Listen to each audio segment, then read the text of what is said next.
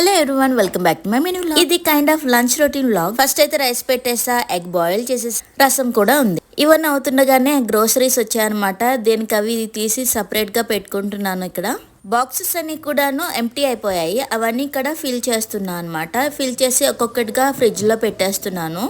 ఈ బాక్సెస్ అన్ని ఫిల్ చేస్తున్న టైంలో మొత్తం డైనింగ్ టేబుల్ అంతా చెత్త చెత్త అయిపోయింది. సో అవంతా కూడాను నేను ఇప్పుడు క్లీన్ చేసేసుకుంటున్నా. ఇంట్లో అల్లం వెల్లుల్లి పేస్ట్ అయిపోయింది. సో ఇక్కడ ఫస్ట్ అయితే అది చేసుకుంటున్నా. ఎందుకంటే కర్రీస్కి, నాన్ వెజెస్ మా ఇంట్లో ఎక్కువ చేస్తుంటారు కదా, వాటికి ఉపయోగపడుతుంది. ఈ రోజు కర్రీ వచ్చేసి వంకాయ ఫ్రై చేస్తున్నా.